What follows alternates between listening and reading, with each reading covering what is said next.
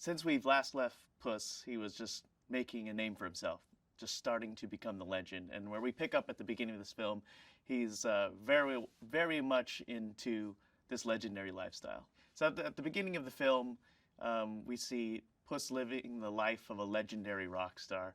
But very shortly afterwards, he loses a life in one of his adventures, and only to realize that it's the last of his nine, or he's now on the last of his 9 lives.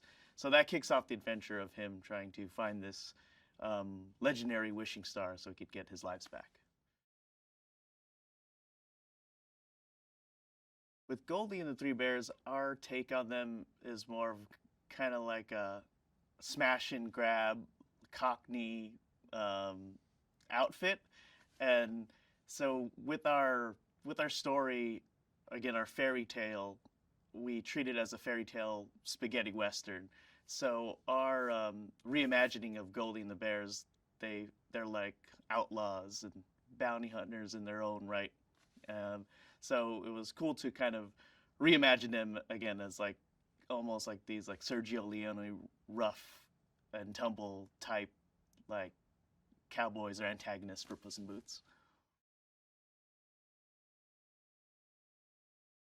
Oh man, he's like kind of a direct line into the original tone of the Shrek universe. Like this character is is constantly like a living reference for all those like fairy tale gags because he played magnificently by John Mulaney.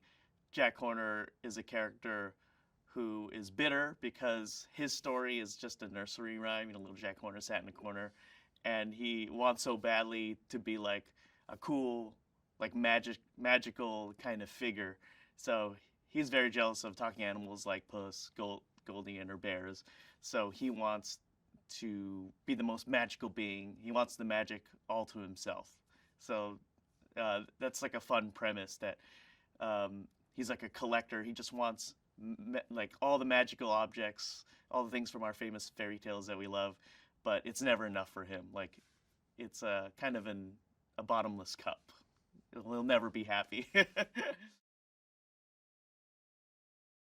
Joel and I have known each other since I started at DreamWorks for a good part of my career, and we found that we've always had the same sensibilities where like we love comedy, but we also love and don't stray away from like the drama, the heaviness of moments. You know, we love uh, the authenticity of characters reacting to each other, and we find a lot of comedy in that. So our specific like storytelling and the cinematography that we always enjoy, that we love, like we're always like in sync with that stuff, and that makes the job, you know, so much easier, especially when you have like such like a daunting task ahead of you.